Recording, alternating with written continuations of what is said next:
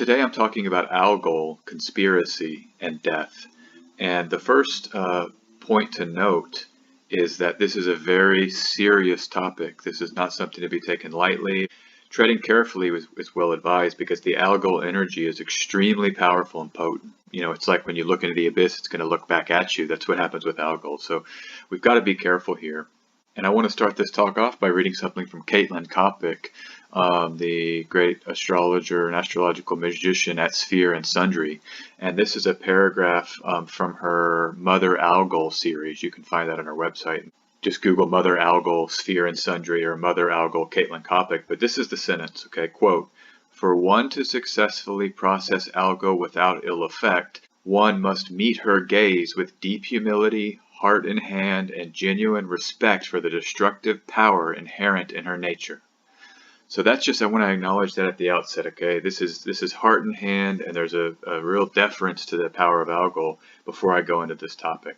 So the first thing to note is that Vivian Robeson, the fixed star astrologer, the British fixed star astrologer, says that it's the most evil star in the heavens. That's from his book, 1923, The Fixed Star and Constellations. And Ptolemy writes about Algol that if Mars is near the Gorgon of Perseus, and that's Algol, he will produce death by decapitation or by mutilation of limb. And we can see in the drawings of the constellation of Perseus, Perseus is holding a sword with blood, and he's holding Medusa's head, which he just took off her body. And there's a whole mythology with Perseus. I'm not going to get into that, but to just notice that the imagery of these constellations is very bloody, and there's a head in his hand, her head. Algol is at 26 degrees Taurus and 26 degree minutes currently, according to the Solar Fire software as of today. And so you find Algol in those later degrees of Taurus, the projected position of the fixed star onto the ecliptic. Even astronomers acknowledge the power of Algol. This is the Earth Sky website, earthsky.org, and they've got an article, Algol is the demon star. And because it's a quite bright star, and this is a whole write-up about that mythology. So even the astronomers will acknowledge this energy. A note on conspiracy, I want to just say that the definition of conspiracy, this is from the Oxford English Dictionary, is when two or more people basically agree to do an evil act or an illegal act. And so it's just an agreement. And so in the most broad sense, we're conspiring every day to do legal actions. And then when two people say, let's do an illegal action together, that's a conspiracy. But often there's this secret feature to conspiracy. The phrase conspiracy of silence is indicative of that kind of hidden or secret aspect of conspiracy. And you find that in the dictionary definition as well. And part of how Algol, I think, relates to conspiracy is that it was known as Lilith by the Hebrews. And so the Hebrews associate this star with Lilith, and the mythology around Lilith, who was Adam's first wife, is one that's about secrets, right? Because Lilith was suppressed. Lilith was written out of histories. And so here's a text called Witch Lilith from 1998, where a bunch of feminist writers wrote essays about Lilith and her reemergence. In the description here, it says that she uttered God's secret name and flew away. So already it's about secrets and hidden things.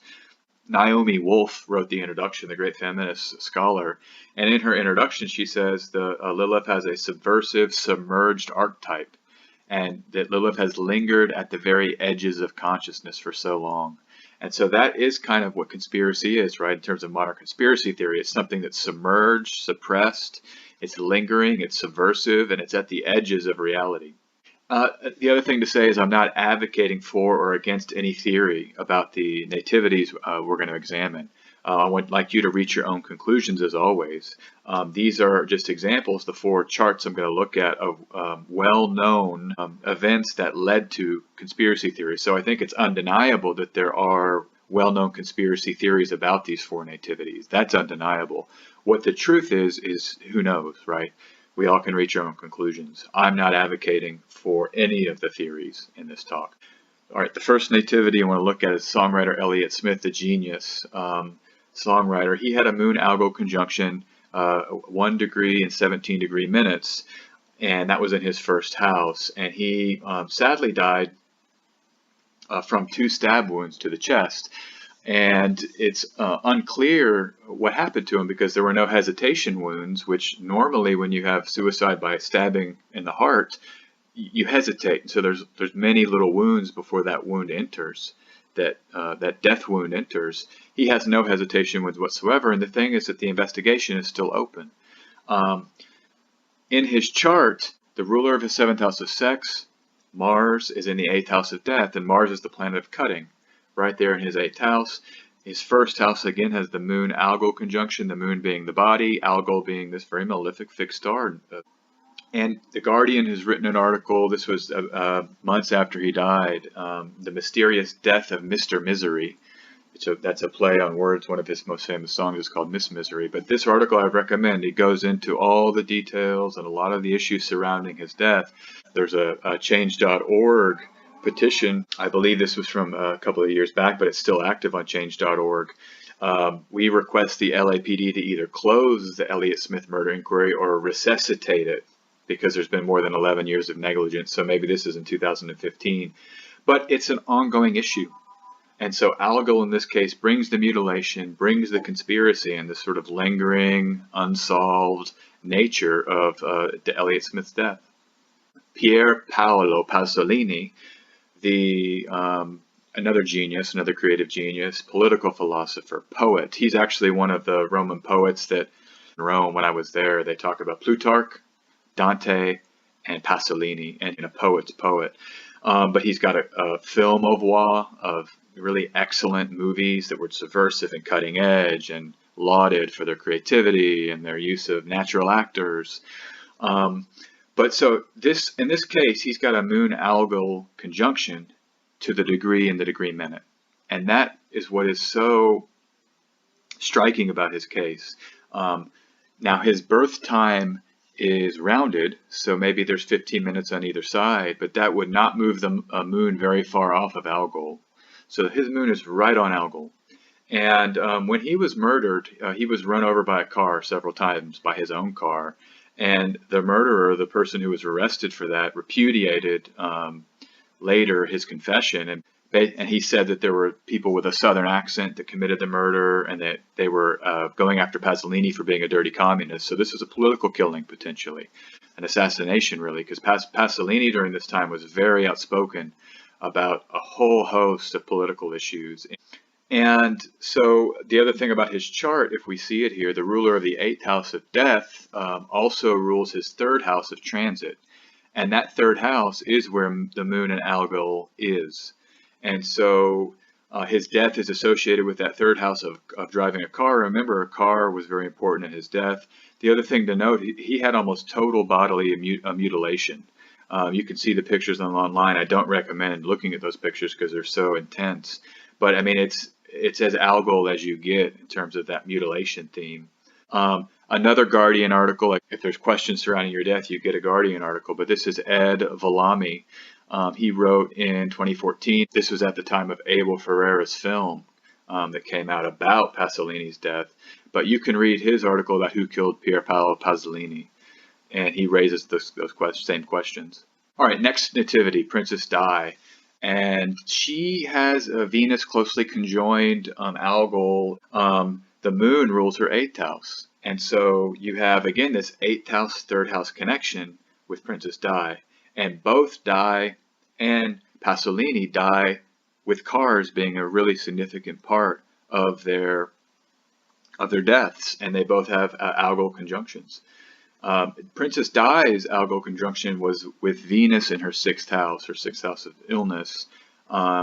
But Venus is the planet that signifies relationships, and she died with her lover. And the moon, again, rules her eighth house of death, but it's just separating from a square to that Venus-Algol conjunction, carrying the light of Venus, a Venus that's infused with Algol in her nativity. And so, yeah, I mean, it's plain as day. It's here for all to see. There's a film that was released in 2011. If you really want to dig into the conspiracy theories that were extant even as late as today, but this is a film, Unlawful Killing. It was at the 2011 Cannes Film Festival, and a director says that he didn't want to make a sensationalist film, And so he wasn't trying to do that, but then he got into the forensic analysis of the process, and it sort of opened him up. But there's a lot of debate about this, and there's these lingering ideas of who killed Princess Diana. And I'm not even going to go into the claims that this film was made. I'll let you find that and research that on your own.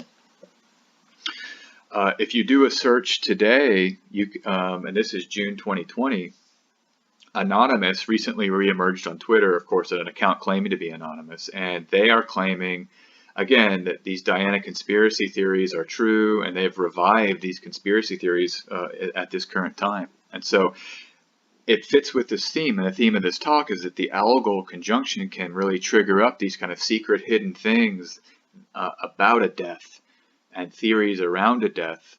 Okay, and the final nativity, this is probably the most famous conspiracy theory of my lifetime and of our current age, and it's the JFK assassination. JFK has Jupiter, Algol in the 8th house of death. So again, 8th house themes are very, very prominent in all of these charts. Mercury and Mars are also near Jupiter, within about a 5-degree zone. They're together. And his assassination has produced the most famous, intricate, and the most voluminous conspiracy theories of the 20th century, like I said. I want to just point out that Bob Dylan in March 2020 released a song, Murder Most Foul, about the JFK assassination. And just let me read a few quotes here and tell me if you agree that these are describing that allegro imagery that Robson and Ptolemy gave us from earlier in the talk. So, quote, "Then they blew off his head while he was still in the car. The day they blew out the brains of the king. They mutilated his body and they took out his brain." So there's 3 quotes there dealing with taking off the head, mutilating a body. But I think that Mercury being near Jupiter in the 8th house and with Mars really brings this kind of trickster quality to the JFK death event. And so you have this mercurial trickery happening, or magic, related to the death. Cartomancy pull, 9 of spades, the anguish card, and it's very, very appropriate for the contents of this talk. This is Mars in Gemini, that second decan of Gemini. And with this card, I really like to think about mental torment, mental anguish, and how that the mind, our own mind, can be almost really the harshest thing we have to experience in life. The negativity that sometimes we can unleash on ourselves, the so-called negative self-talk, projections about the future, things that are not going to happen because they haven't yet, and we project it out thinking that they will, and then experience turmoil and suffering in our present moment through these thought forms, these kind of attacking thought forms. And if anybody's ever dealt with mental struggles, this is very, very, can often feel like a beating, a mental beating or a browbeating, a self-browbeating. So go easy on the self-talk. I think that, that's kind of the hidden wisdom of this card, is acknowledging the power of the mind and just how much we can inflict with our thoughts and with our language. Watch the thoughts, watch the words, control your mental space, for it will hurt you if you don't. As always, you can book a donation-based astrology reading with me, sjanderson144.com. I look forward to reading for you, and you can find this audio on Apple Podcasts, Spotify, Google Podcasts, and other podcast players, so you might prefer to get it that way.